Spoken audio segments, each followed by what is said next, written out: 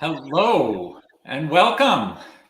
So glad that we could spend this time together for this wonderful program featuring artists and composers with disabilities from all kinds of different backgrounds and all kinds of different music. So glad to be able to spend this time together. I'm Tom Clowes. I'm the executive director of Crossing Borders Music. Our mission is to use music to promote the dignity of people from all cultures. And, you know, sometimes people don't think of disability culture as being a culture, but in fact, many people affirm absolutely it is. So we're so happy to celebrate that today. And to help me do that, I'd love to introduce my co-host, Zygmund De Somagi, a wonderful composer whose work we'll hear later. Hey, Ziggy, welcome. Hi, thank you so much, Tom, for welcoming me onto this wonderful live stream and for inviting me to take part in this wonderful initiative that you've created. So hi, my name's Zygmund. It is easier to call me Ziggy. I'm a composer who's Tom's really wonderfully played some of my work alongside this program of utterly incredibly talented composers and artists tonight, today, depending on where you are. I also write in a magazine called Preludes, interviewing young artists and composers, emerging composers as well. So yeah, thank you so much, Tom, for inviting me on. So glad to have you, Ziggy. The piece that we just heard was beautifully interpreted by Marianne Parker, and it's by Ryne Sayeski. And Ryne writes that he is a Filipino-American composer, educator, and new music consultant. His music has been described as beautifully haunting, attractive and inventive, and patiently evocative. His music explores the relationships between art, community, and identity. His recent works engage with Asian American identity politics and intersectionality as idiosyncratic mechanisms for musical creation and sonic processing. Outside of music, Ryne is an active foodie, tea connoisseur, and semi-professional racquetball player. Sounds like an amazing guy. I know, right? I'd love to meet him sometime. So Ryne explains that each movement of art miniatures is a musical exploration of a different piece of visual art. And that's something that I found very, very evocative in his piano playing, his melodic lines. I really felt that his piano writing really kind of drew you in to the artworks, that they were the writing was very, very visually inclined, in both kind of a serene manner, but also in a way that was so highly expressive, and then wasn't afraid to kind of not pull punches when it needed to, essentially. But it was a very, very wonderful piece, and yeah, incredible stuff. So the next piece we're going to hear tonight is Transcendences by Siobhan Dyson. Yeah, and we're so fortunate to have Siobhan with us today. Hey, Siobhan, welcome. Hey. Yeah, I'm excited to be here. It was kind of a whole thing because I was like, I don't know where the emails went. So yeah, do you want me to explain a bit about my piece or myself? Or... Yeah, we'd love to. Please tell us about yourself and about your music, your approach to music. We'd love to hear. Yeah, sure. So I just graduated my master's. I haven't got my grade back yet, but here's hoping. And I like to do lots of different things all the time. I don't really have a set genre, as they say. I like to just try new things and see what happens. And I like to keep myself really busy because I get really bored if I'm just focusing on one thing at one time. Outside music, I have lots of different hobbies. Like I like making films. I know that's still kind of creative as well, but I like making films. I like snakes. I like fish. I go fishing. I like swimming and other stuff. Thank you. Yeah. And you wrote this piece called Transcendences, and you wrote about how it goes kind of back and forth between some different moods. Would you like to share about sort of the kinds of different emotions you were? Yeah, sure. I think because I did an exchange program to Iceland, and I just kind of wanted to kind of pay respect to one of the really cool composers, Jon Lef's there, and I wanted to kind of express how I felt when I was there, because it was the first time I was away from home for a reasonable amount of time. I mean, I was there for like 4 and a bit months in a new country that I'd never been to before by myself, and just kind of wanted to express that. So there is like a little nod to the composer. So one of his pieces called Mors et Vita, which is Death of Life, was definitely a huge inspiration for me as well for this piece, because he uses a lot of really interesting harmony and really interesting chords. But I also wanted to have a bit more of myself in it as well. That's where the pizzicato section comes in. It's kind of supposed to be a bit playful and kind of a bit weird, but like very unusual from the predecessing aforementioned sections. I don't know the right word for this.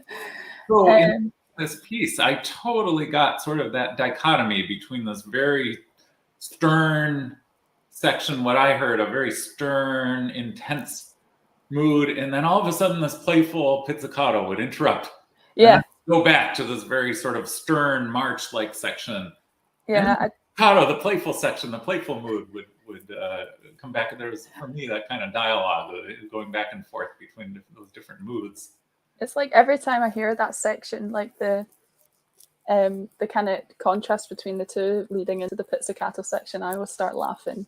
Like, I just such an uncontrollable thing, and I don't understand why. It makes no sense to me. But I'm just like, how does this make sense? Why am I so emotional, then dead funny the next minute? So, and the playful, by the way, pizzicato meaning plucking of the strings. Yeah. And that you felt like that kind of reflects yourself, your own. Yeah, I think it was more the kind of the rhythms and stuff I used with the pits, and made it kind of, because I'm a bit goofy and a bit silly, and I know it doesn't seem like it right now, but it's been a long day. And I just wanted to kind of show a bit more of me in it instead of the dark side of me.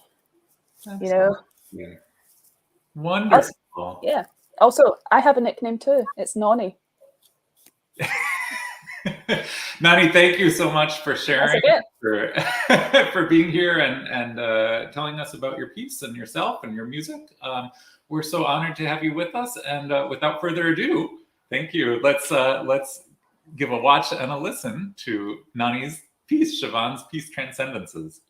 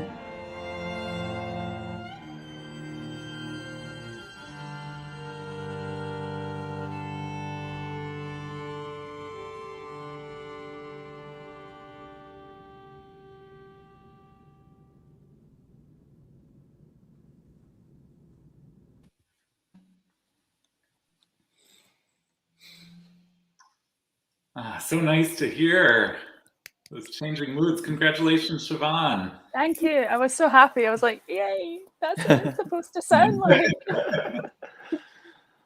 Yeah, Well, sorry, go on. It was absolutely, it sounded absolutely wonderful. I adored that, Siobhan. You've killed it. So yeah, I especially adored like the pizzicato section. Like it provided like this perfect amount of variation without disrupting the atmosphere. So yeah, you've smashed it, essentially. Thank you. The players were amazing as well. I'm so happy. And also, I still laughed at the pit section. Oh, there's my website. Oh. Yes, please check out Siobhan's website. There's a very amusing bio that she's left there for totally in keeping with that playful character.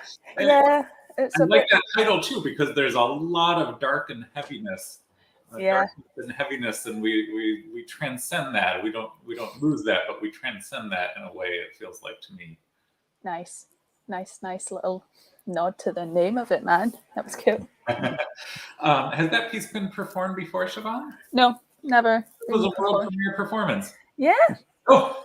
We didn't even know. Well, thank you so much, Siobhan. Thank you so much. That's okay. Thank you so much, everybody. It was so good. Thank you. Our next piece features our live stream co-host Ziggy. Hello. Yeah, I'm sorry. Go on, Tom. Yeah, Nocturne. Yeah, please let us know.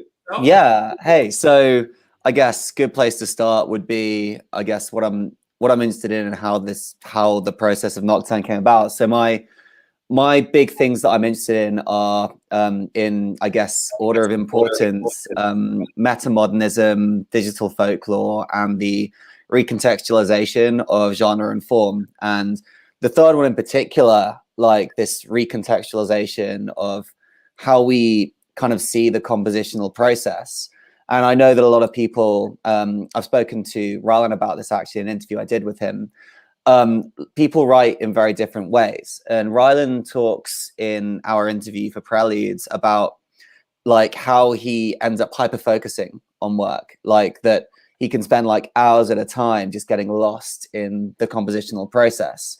Yeah. And so for context, Ryland Gleave is a composer who will be joining us later, who you interviewed, and he is an autistic composer, and so I believe this hyper focus is an element of the autistic mindset. Is that correct, Ziggy?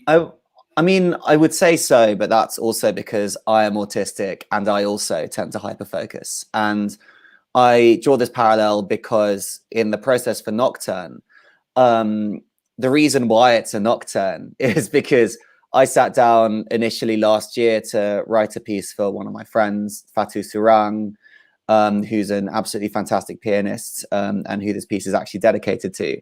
And I sat down in the afternoon being like, okay, I'm going to write a few bars and, you know, maybe ruminate on it and decide what the next steps are going to be.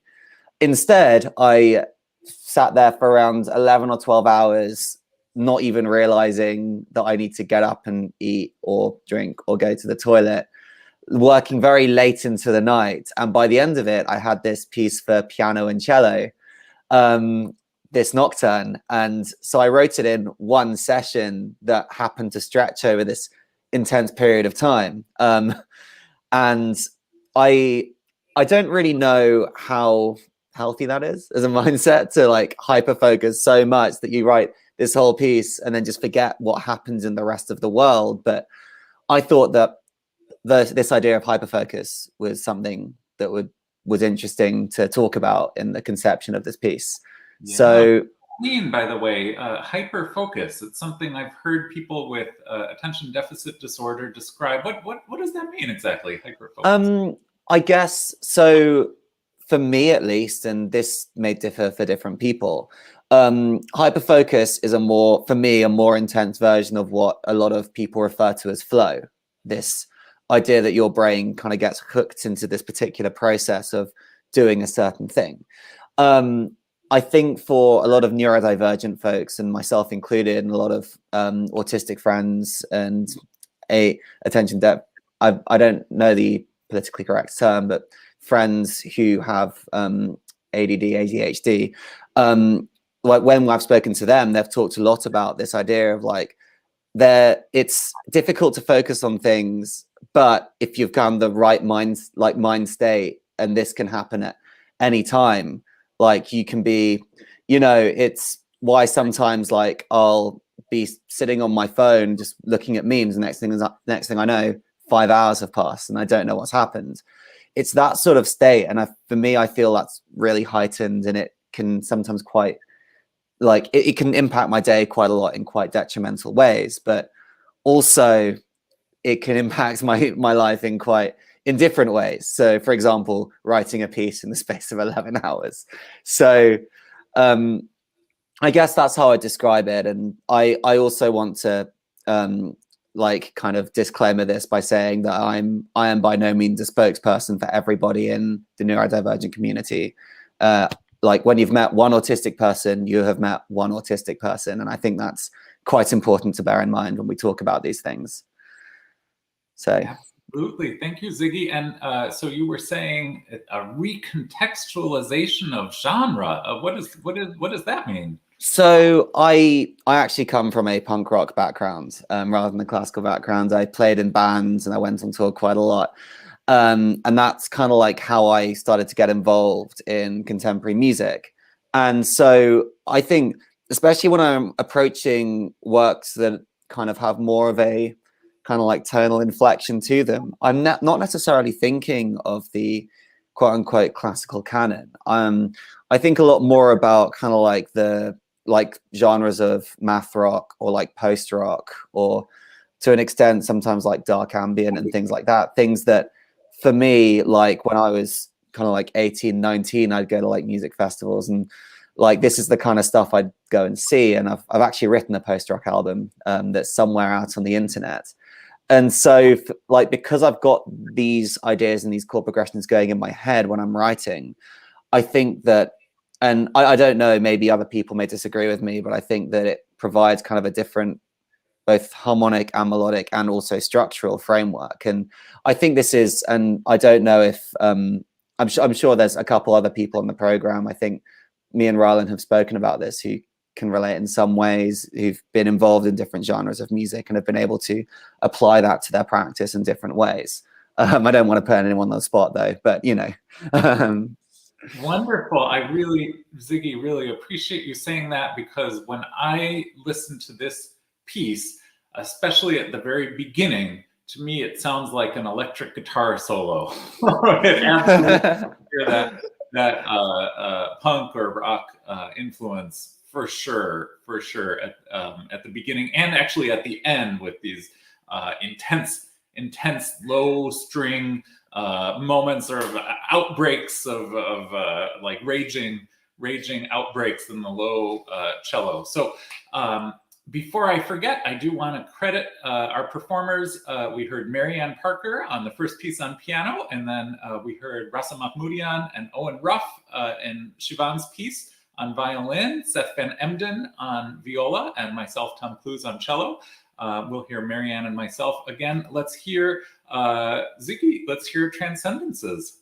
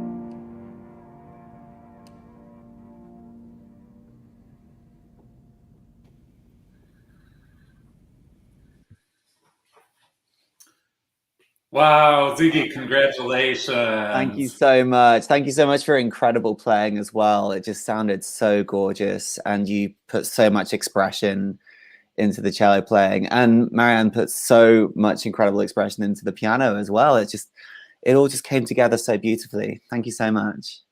Thank you, Ziggy. Somebody wrote in our private chat, all of us are gently weeping here at Ziggy's nighttime hyperfocus. Oh, I love it. I do too. Congratulations, Ziggy. Thank you. Well, we have an incredible premiere to share with you all. This was a collaboration with the wonderful organization Momenta Dance Company. If you're not familiar with Momenta Dance Company, please check them out. We'll maybe put their website on your screen so you can check them out. There we are, momentadances.org. A wonderful organization, and is live streaming this with us today, right now. And we have two guests from Momenta. We have a wonderful choreographer who's also a dancer, Julia. Hey, Julia. And we also have Connor Cornelius, who danced the piece that we're about to share, which was written by Ryne, who composed this. It was a collaborative process, and we're so excited to have you all here with us. Maybe Julia and Ryne, you could start us off by sharing a bit about how you were able to work together to create this dance and music collaboration. All good. Thank you for that lovely introduction, Tom. Julia, is this what you'd like to kick off with? Sure. So I'm Julia with Momenta. I'm choreographer and dancer with Disabilities. And So, oh gosh, this was such an incredible experience because I had never been able to work with a composer before. Especially overseas, it's so cool. I just think it's a great opportunity to do this. So my director, Sarah Nahara, she had picked me and Ryland together, particularly because we have more of a dark edge to our art. So we were sharing I actually play music too, but so we were sharing our music and, emailing each other and just trying to figure out like where we were going with this. And Ryland, do you have you can add to that if you want. Yeah, no, just it was a really interesting way of collaborating, because I was really pleased that you had so much musical understanding and so many like things to send me and kind of references, and it felt like instantly I was kind of previously going, oh god, I'm going to work with like a choreographer, like I'm not a dancer, I'm very awkward when I move. I think that's a lot of what I worry about in neurodivergence, like how I present myself like within my body. So I was a bit like, getting in my head about it. Then you like hear something that I've written with my partner, here's what my dad does. And I was like, oh, this is incredible. There's like this massive list of things I can go and like really get into. And pretty quickly just got some kind of piano ideas and typed them up and like made a little score video with like a line that follows along so that you can kind of track where the music is and kind of what's happening and send that on. And we just back and forth a bit. And you gave me some great feedback that was like, oh, this bit actually I want it to get like really dark and slow, and like a narrative started emerging. And it was just really natural. It was really, beautiful way of working. Yes. And I actually wanted to share one of our emails. It's just a very quick little blip. But basically, Ryland had sent me, I had sent him my thoughts about what this piece meant to me. And really, for me, it was about the challenges between me and my husband during a dark time for me, which has been pretty recent. And it just, I don't know, the sound of it just really, I needed it to be about this experience between me and my husband. But the email that he had sent me, he had some similar ideas about what his the meaning of the music was for him, with the partner having caretaking and trying to be there for somebody during dark times. But this one thing he wrote was so great. Bringer of your hair aims to explore the intimacy that caring for a partner brings, and the swapping of caregiving roles, especially when considering disability. Patterns form from repetitive daily actions, the pulling of hair strands from the carpet, the morning coffee brought to bed, and echo differently when the context are changed. I've tried to capture the balance of soft light streaming in from the windows and long, difficult conversations whilst thinking on how bodies move in space. So I just really liked that, what he wrote there. I was like, it's a little bit abstract, but and I'm not even really sure what the title means, Ryland, but I liked the image that you brought to it. So for me, dance is a way that I can express myself, since I'm not really a person that likes words. Well, it's funny because I actually talk quite a bit, but I'm a big talker, but I express myself best through dance. And so I really enjoyed being able to work with this. Also, there's a lot of time signature changes in this piece. And as a dancer choreographer, that's actually quite difficult to work with. Sorry. No. And I accepted the challenge. I didn't want to change it because that was what you created. And yes, I had some comments here and there, but that's how we worked together. And I left it up to the dancers, Connor and Robbie, to kind of interpret the piece in their own way. When I choreograph, I like to collaborate with the dancers. I don't like to be, taking the reins completely, because I'm not the person dancing. And so I appreciate that as a dancer. So I wanted them to lean into the music and the feeling of it while having this background of what I wanted it to be about and what he wanted it to be about.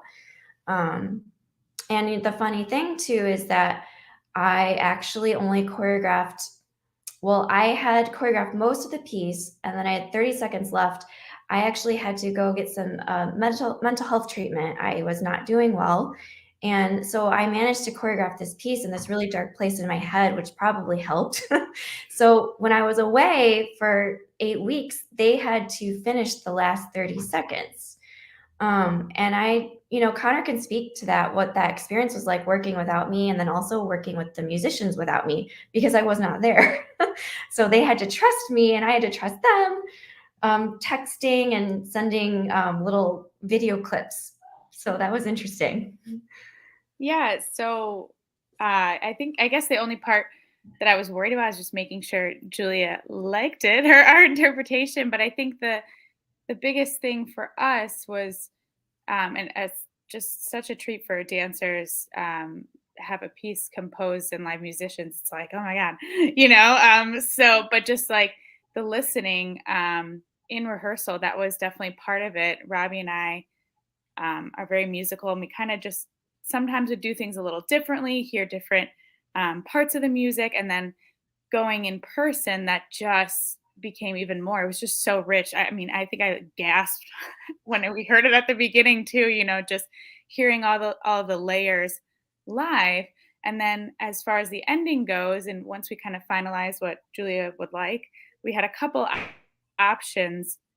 Do we end right at the last moment or a little bit after? How does it feel? And we kind of had that moment with the musicians and just kind of looked at each other and said, that feels right, with how the piece felt in real time.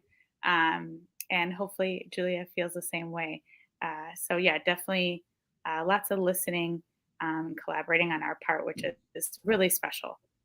Yeah. And Rylan, you had given us a recording of just like a program.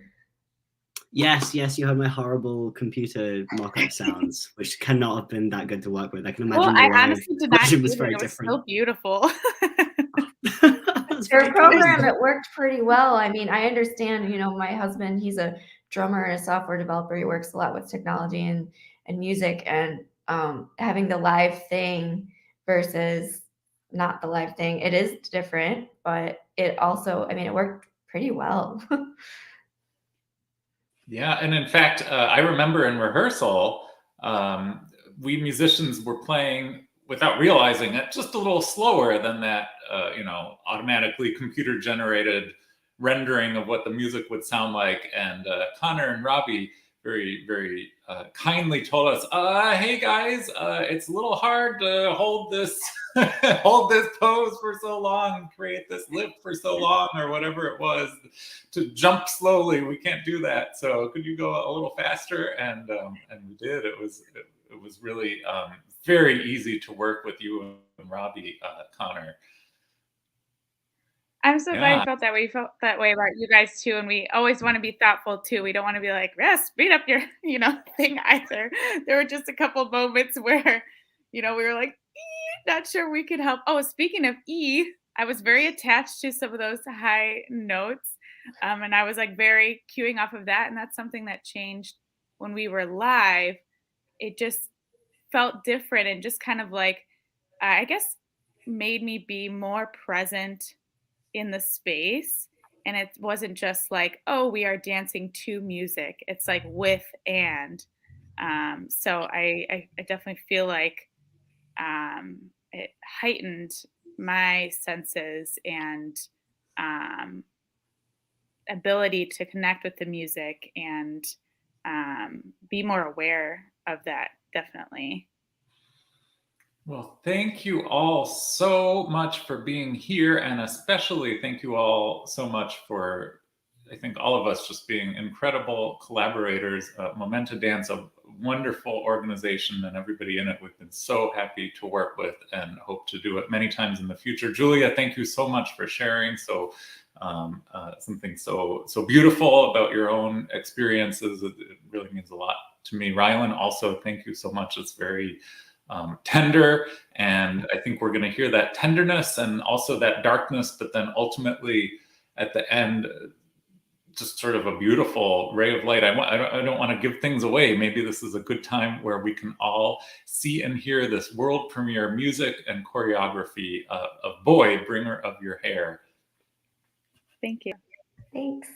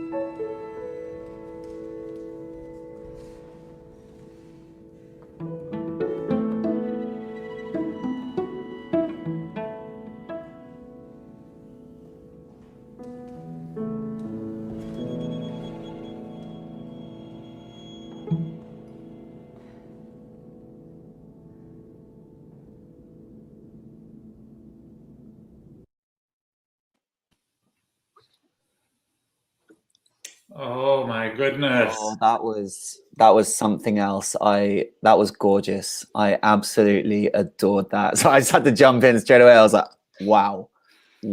Like the tenderness of the piano writing mixed with like the way the string lines kind of like start out asynchronous and then synchronize together and sync back out and then sync back in, mixed with the movement that kind of does a similar thing. It's just, and also, sorry, I'm saying a lot, but I don't know if this is what I heard, but somewhere towards the beginning of the piece, the way that I think it's pizzicato that's doubled in the piano with like a kind of pianissimo kind of figuration, articulation that created this like almost resonant guitar-like effect.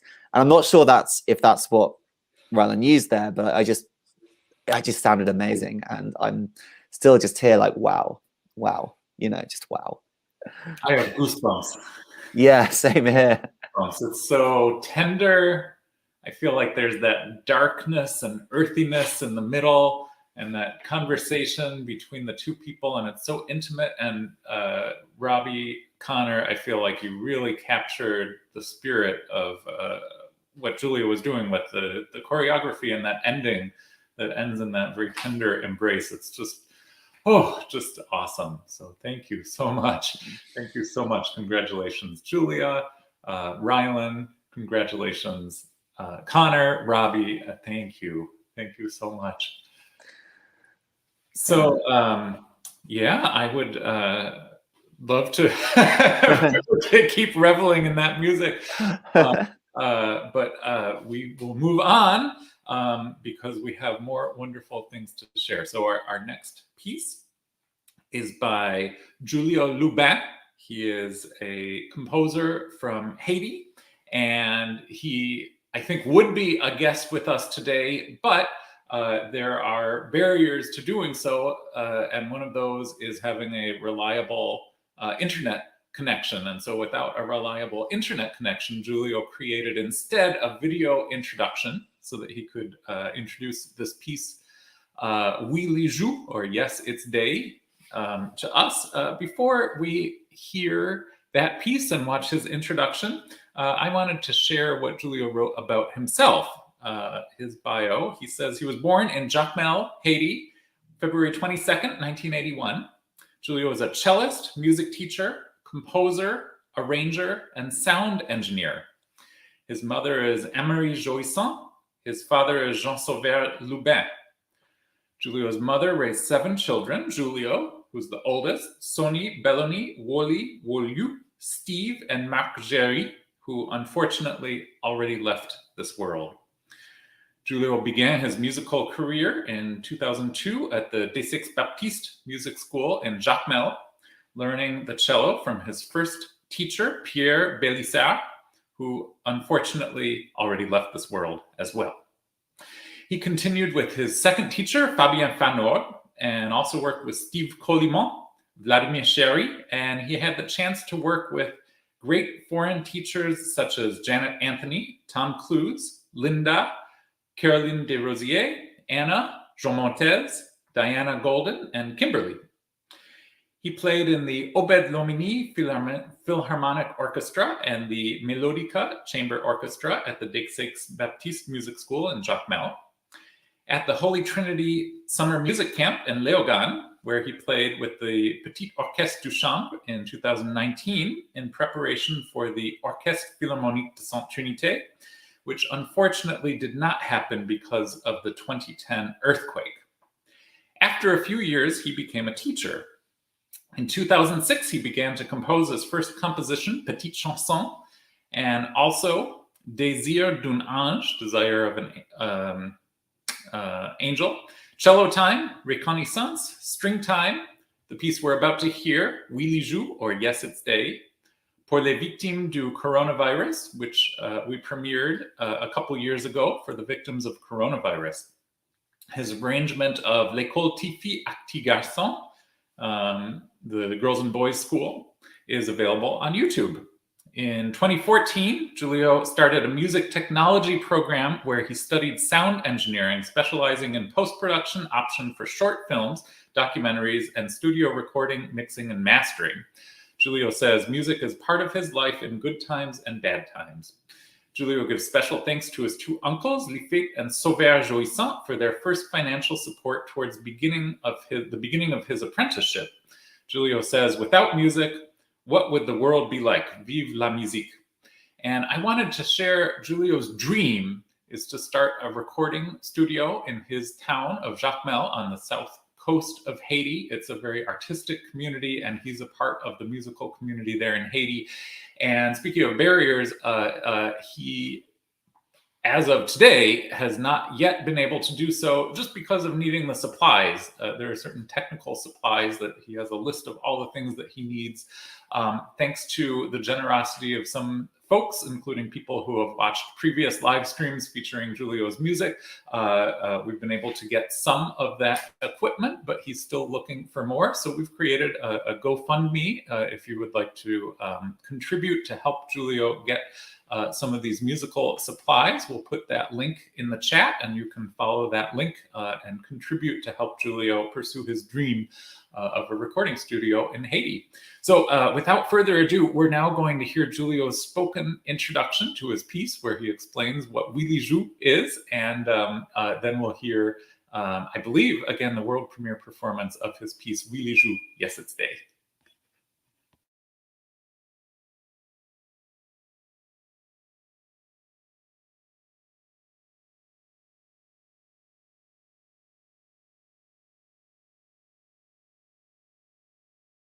J'écoute l'histoire des compositions avec ça qui inspiré des compositions.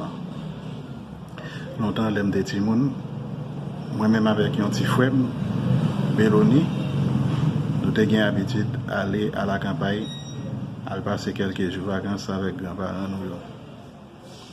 Mais chaque 4 heures du matin, nous entendons un paysan qui se va créer l'autre et dit associer les jours, il faut qu'on lever. Et je vais faire allusion avec c'est pour ma couteau qui c'est une sorte de valise. C'est pour un piquois. Ils ont équipement pour fouiller terre. Et puis, ça vient pour cette inspiration ça. Qui c'est introduction qui c'est associer les jours pour lever, associer les jours pour lever, c'est pour un couteau, c'est pour un piquois, associer oui les jours, travailler la terre, c'est richesse paysan. C'est ça que je viens inspirer avec mélodie ça et puis je viens faire composition honnête. Et m'a tout profité dire merci au concert sur internet là. On dit merci tout avec l'équipe Brothers Music et merci spécial avec Tom, Phyllis, Seth avec Rasa. C'est un plaisir pour moi pour nous jouer composition. Et m'a toujours partager composition avec nous. Un grand merci spécial avec nous. Et à tout le monde qui contribue pour le programme ça et réaliser.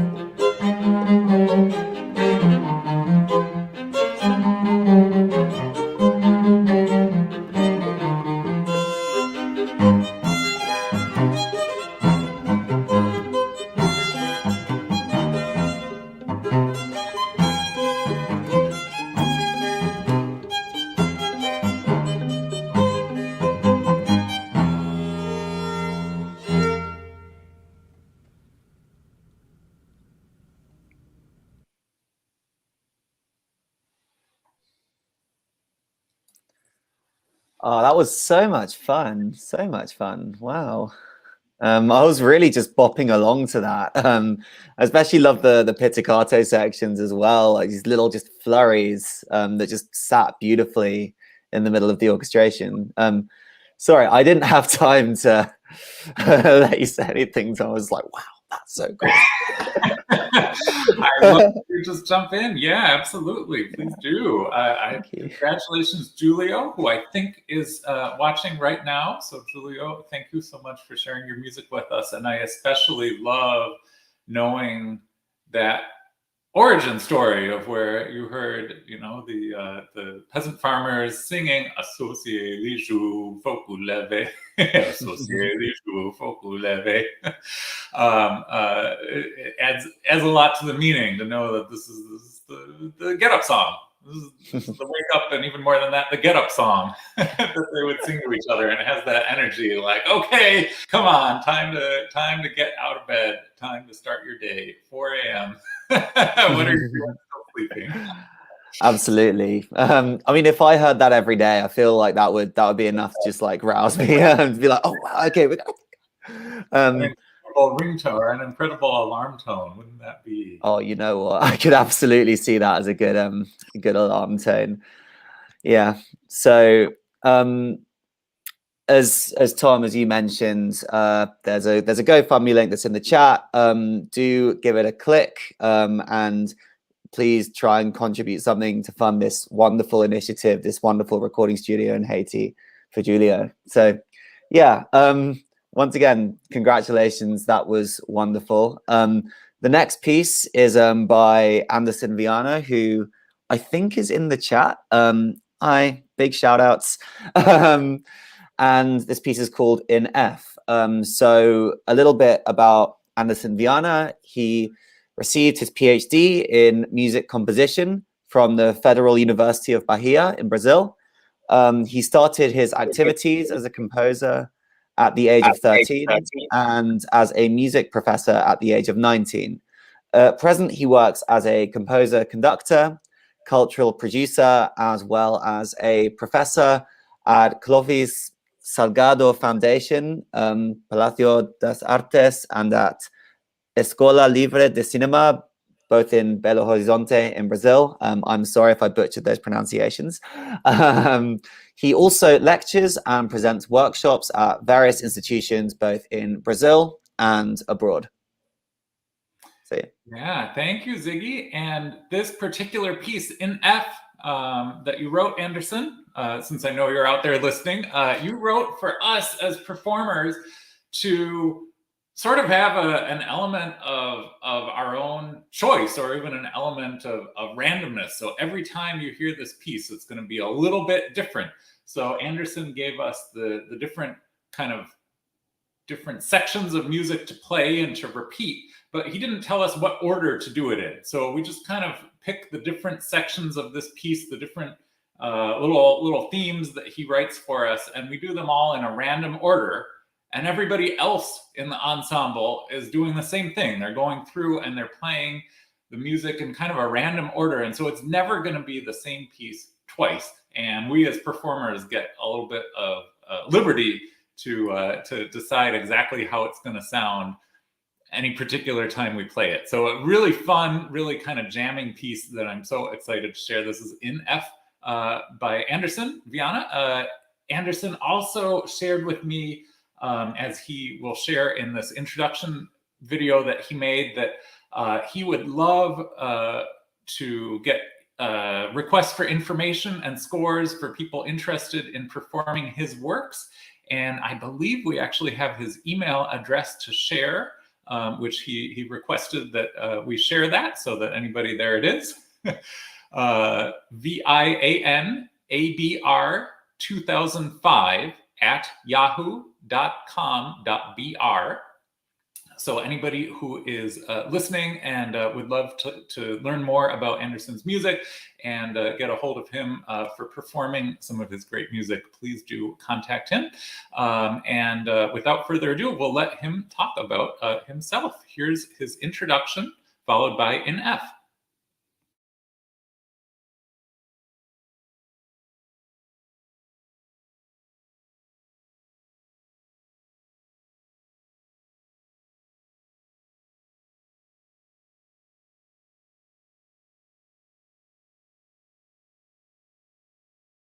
98, I had a car accident that almost has destroyed my right hand.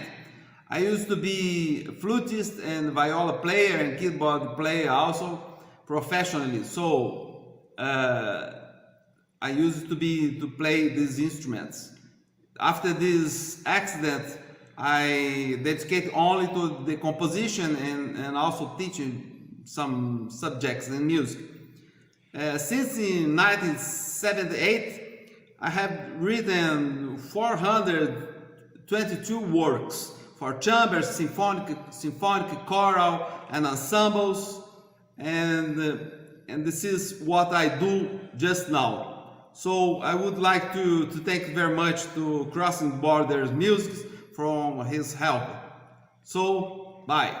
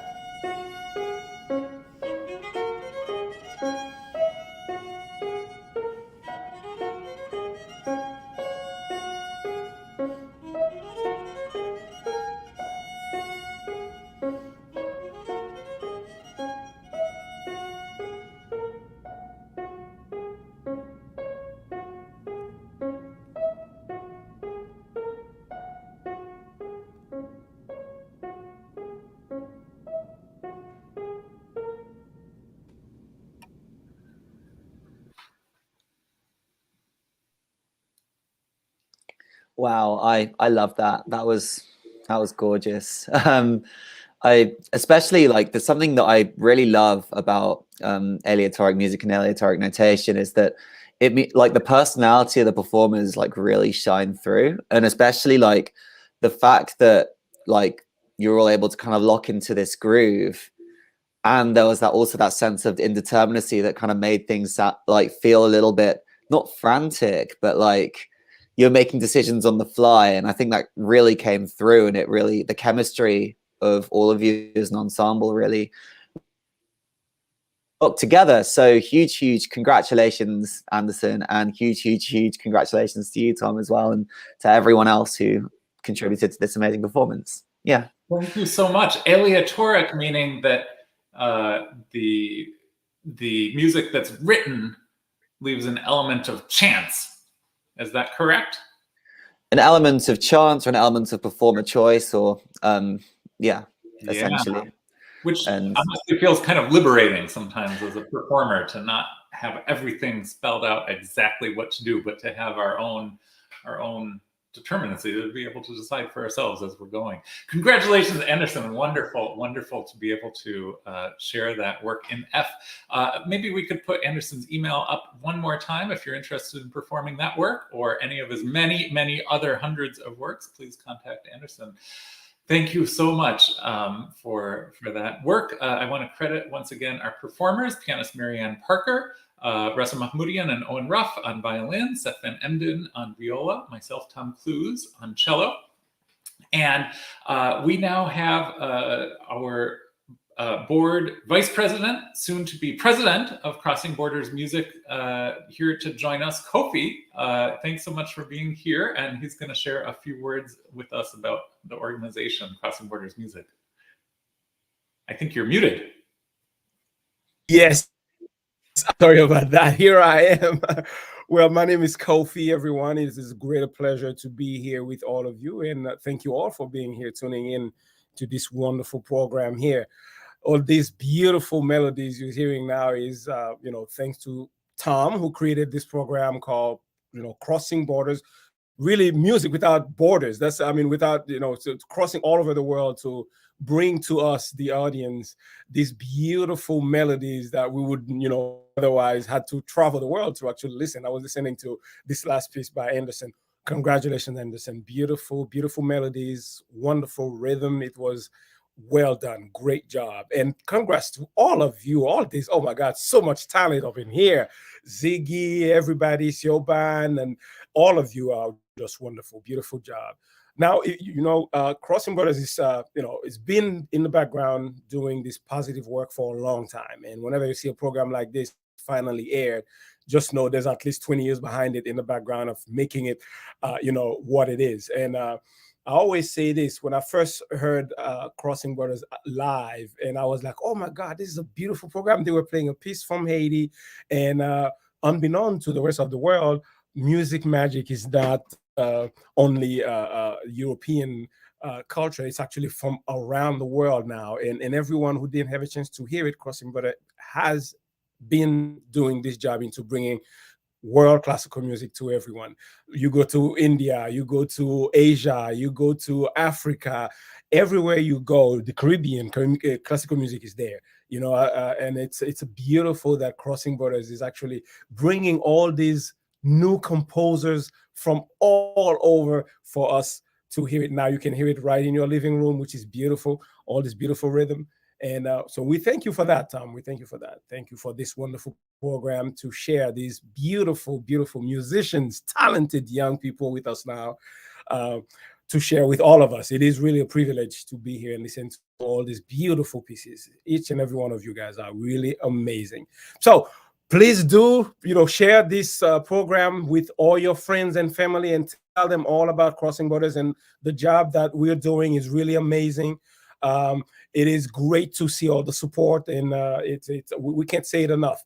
Without you, we don't have the platform to, just do what we do. And with you, your support and sharing it with everybody is really the best that you can possibly do.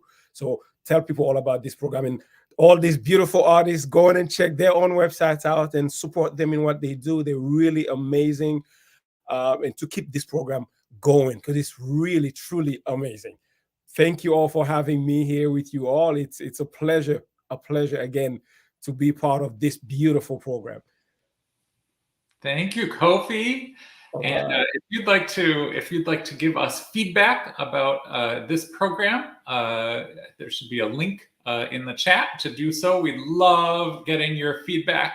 We love hearing what you liked, what you would like to change. And personally, I want to thank Kofi and also Ziggy and Sarika Mehta doing ASL interpretation. Thank you, Sarika. I also want to thank Thavary Krouch behind the scenes, who does such a great job with our tech. Once again, our performers, Marianne Parker, Rasa Mahmoudian, Owen Ruff, Seth Van Embden, and myself, Tom Clowes.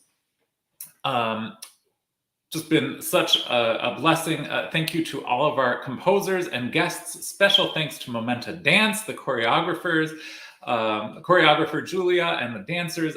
Just an amazing program today. And we were talking amongst ourselves, all of us guests, all of the artists involved in this program, and just such a feeling of community that we build even in this crazy, COVID virtual world, with a lot of just respect and love. So thank you so much for sharing so much of yourselves today with us, all of you artists, you included. Ziggy, thank you so much. Really appreciate that. Thank you. So, Ziggy, maybe would you like to tell us about, we have one piece left by Yonela Mnana. Would you like to tell us a bit about Yonela? Yes, absolutely. So Yonela Mnana is a jazz scholar, a recording singer and jazz pianist who also teaches and composes. The diversity that underlies his musicianship has been inherent throughout his life. He was born in the southeastern Cape part of Transkei and schooled in the northernmost parts of the Limpopo province. He attended the Cello boarding school for the blind and later received multiple degrees from the University of the Witwatersrand. He received a scholarship from Arts Research Africa for doctoral research into South African solo jazz piano, and has many other awards on top of this. Yonela also plays jazz clubs in the South African jazz circuit and mentors South African youth in music.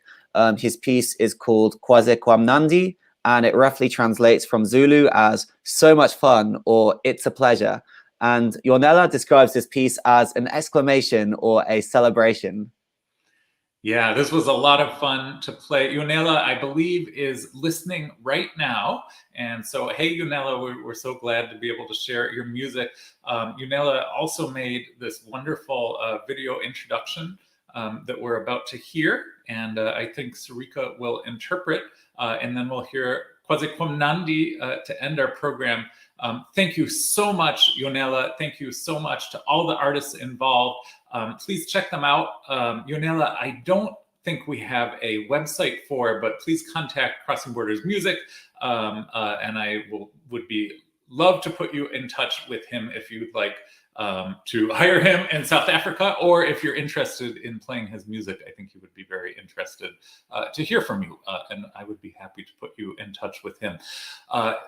Thank you, everybody. And without further ado, here's Yonela talking about Kwazekwamnandi.